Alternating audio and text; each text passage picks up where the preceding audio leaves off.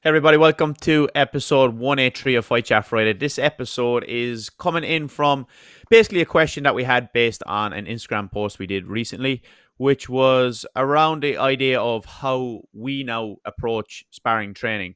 So it came from the context of a long time ago when I was preparing personally for Euros, Worlds, etc., how I used to train. We used to get together, drill some combinations, drill some particular sequences of combinations that we thought might come up or might be useful in our training. And that's how we kind of went about it.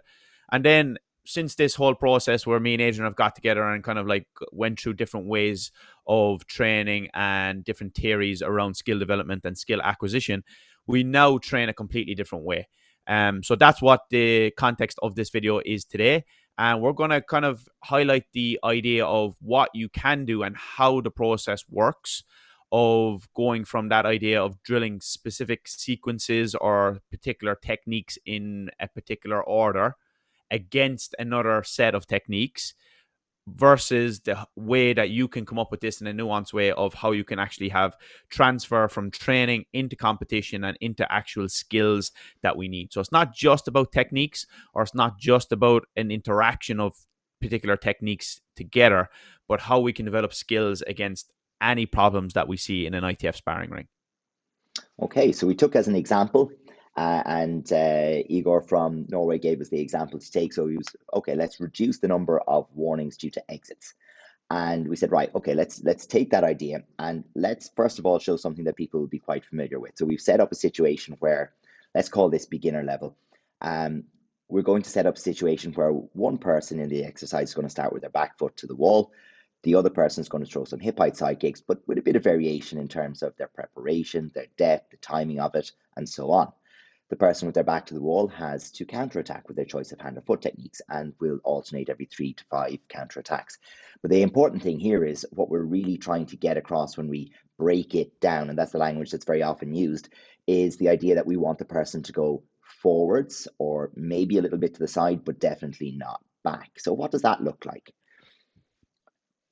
We've set up with people, they're back to that yellow wall. Sometimes the attacker is going to catch them out because there's a lot of waiting, and this is maybe one of the big disadvantages. You know what's coming, but it's hard to relax when both sides don't exactly have a role. You have, we have asked and answered the question within the drill, and that's the part that's maybe the most synthetic, the most fake about the exercise. We've given the person a question, and we've also told them what the answer is. And this, all we want them to do is repeat the question and the answer, the question and the answer until it's memorized.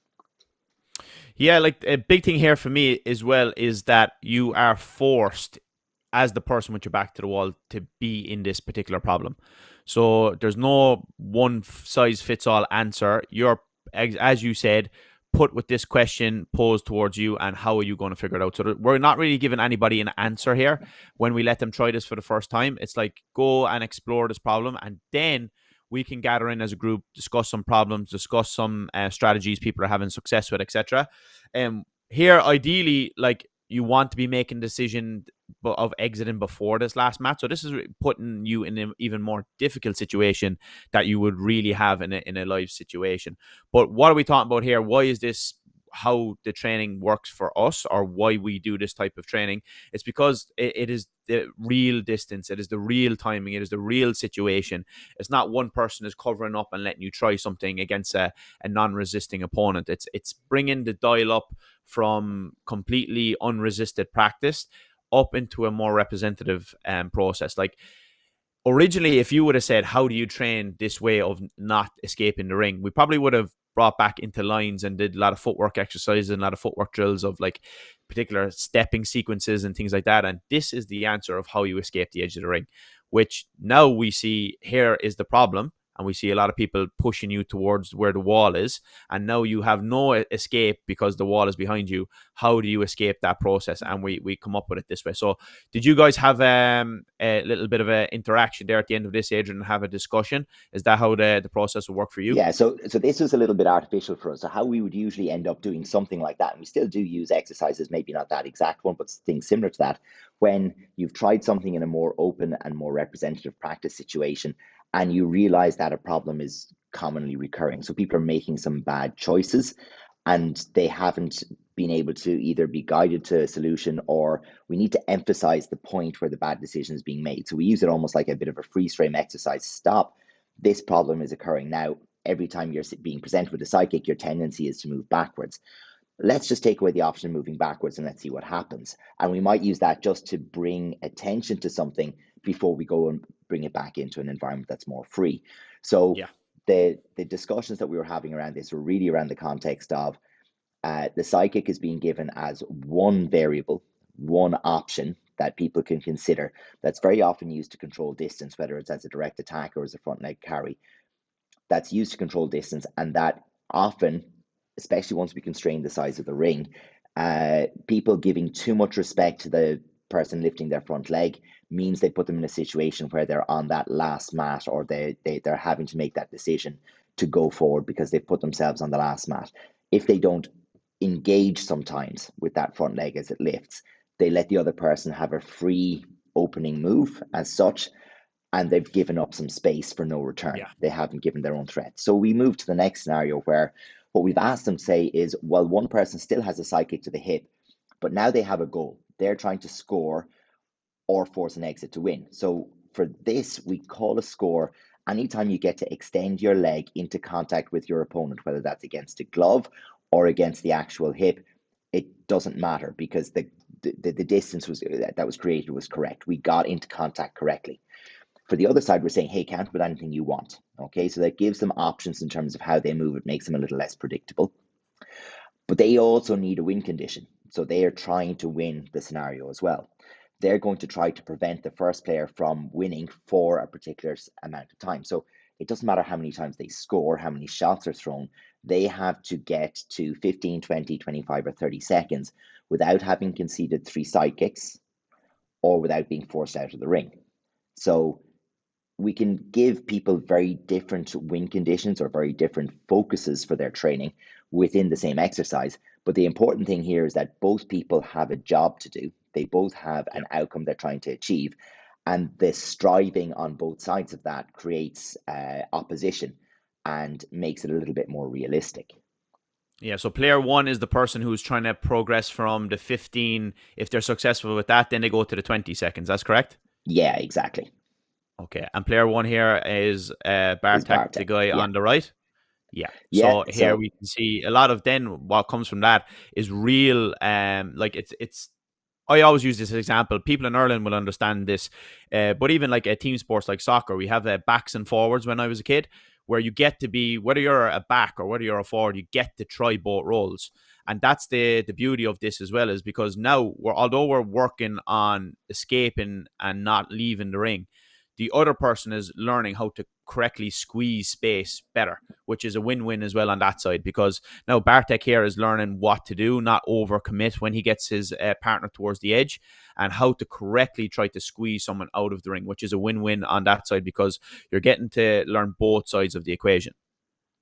absolutely. And then from the other person's perspective, they're realizing that, hey, if I back up twice in a row or 3 times in a row, I'm putting myself in horrible places. Or if I Mm. accelerate around the edge of the ring, if I try to move very, very quickly, my path becomes predictable. So there are a lot of lessons that can be very, very quickly learned just by giving a thinking, live, and resisting opponent. Yeah.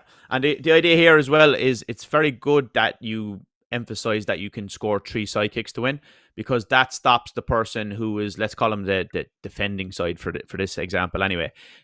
They can't just ignore the fact of getting hit with a psychic, because that's a very real thing. So they have to respect the psychic, which means it forces them to back up a little bit from time to time as well, because they Yeah. don't want to get hit with it. So you have to, when you're like, let's call it creating the design of these scenarios or these constraints or these games, whatever term you want to use, the idea is that you have to make it dial back from the reality of the real game. So you have to reverse engineer from what the overall big picture is. And you don't want to be ideally bringing things in that are going to be a negative in a big picture. So like, I don't want to come back and work on this particular area, but then completely ignore like getting punched in the face because people are just running in towards you, for example. So you have to be very careful in how you craft and create these designs of the scenarios. But again, as you've said, some of the choices that we've had to make, the ring has to be small. okay, for example, to make sure that we get the correct number of interactions. So it's no good having a 15-second exercise if the person has an 8 by 8 meter ring and you can completely avoid coming into contact maybe for 10 or 12 seconds. It doesn't allow it to work. And equally, we want uh, some sort of ratio in terms of the success of both people. So if we're focusing on not exiting, we'd like the person having a very slight edge if they're the one who's trying to avoid the exits. We'd like them to be successful a little more often, which is why it starts with that 15-second time frame. It makes it an achievable target within 15 seconds. But if they're too successful, okay, we go to 20 seconds.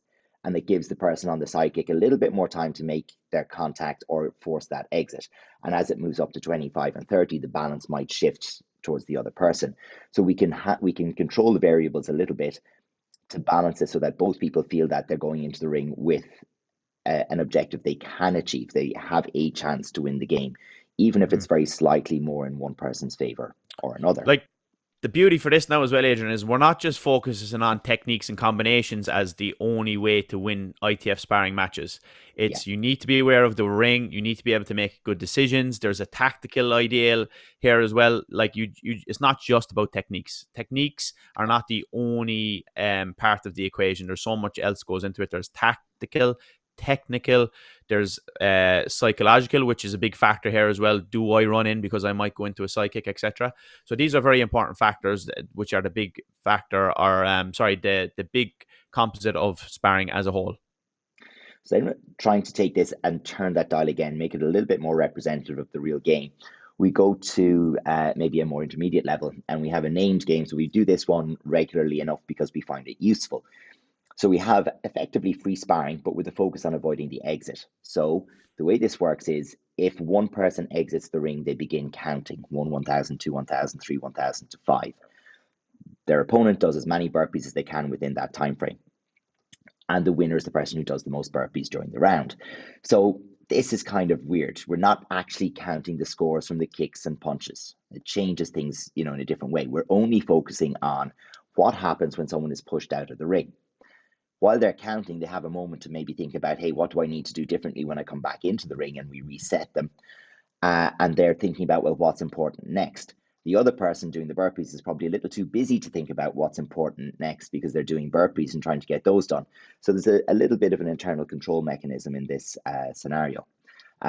You will see very quickly within these examples the kinds of things that people will default to and that need to be kind of,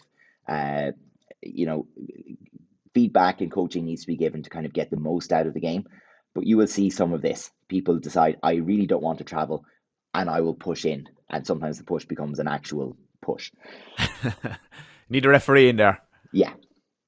And very often the person at the side, or, and we can see Jamie over there in the red helmet, is probably giving a little bit of feedback and having a bit of a chat. And no, we don't want pushing. But people will try to solve it in their own way. But we do see, if you've been watching the whole session, we'll see people's tactics changing as they go, trying to adapt to what the game requires. And in this case, they don't want to lose, so they don't want to. They're going to try to avoid exiting, and that might mean they make some suboptimal choices. But the game also self-teaches because if you rush in, if you just press in, there will be some physical contact out of that, and it won't be pleasant. So it's just something to the game itself can be the teacher. Yeah, I mean, this is a good example because now it comes up and asks the question: how do you how do you squeeze someone towards the edge without actually just running in with your hands? Are there other ways you can do it? Are there other threats you can pose? Can you do it through a different form of pressure? So, like, it poses lots of great questions that will help us become better students of ITF sparring as a whole, really. Yeah, and what you can't hear, the volume is turned down there, but we're like, because Jessica here, the blonde hair is taller, we're going to say, well, okay, you should be able to threaten. You should be able to put the foot in the face. And you can see it happens every now and again. And Blonde does have to concede because nobody is going to walk through a foot in your face. So Mm. we do create some other options. Likewise, if you can create a backward movement, if you can have the person shifting back and then hit them with hands, there's a good chance you can carry their momentum. And these things get learned as we go through, but we only had a short time to maybe grab a couple of videos to illustrate this. So nobody in this particular example ended up doing the burpees, but we understand how that would work. If Blonde leaves the ring here, the girl on the left, if she ends up leaving the ring, she'll start counting 1 to 5. Jessica will do the burpees, and whoever has done the most burpees at the end will be the winner. But we can see the difference there. If you can threaten the head, it does often help you control the space a little bit better. Yeah, so there you go. You can see some great examples there of the reasons why we train this way. And it's different to just drilling techniques and combinations on the pads, on the gloves, Mm-hmm. etc. Because there's many other variables that go into sparring as a game. Because that's what it is. It's a game of the scores, it's the ring position, and all these other factors which come into the idea. But like when we see here the examples were black belts, obviously, but this can be done, and this training can be done with anybody. We can bring the dial up or the dial down to make it easier. This can be yellow belts who are children who are starting off, and you can just give task for each person of what they're trying to achieve around this little bit of a problem. So that's the idea there. What we will do as well, Adrian, for anybody who is interested in a PDF of the bigger form of Cliff, the game that Mm-hmm. you've created about this, if you sign up to our newsletter, we'll put the link down in the description of this video. We will send it out next week. So you have a week there to get yourself into the newsletter.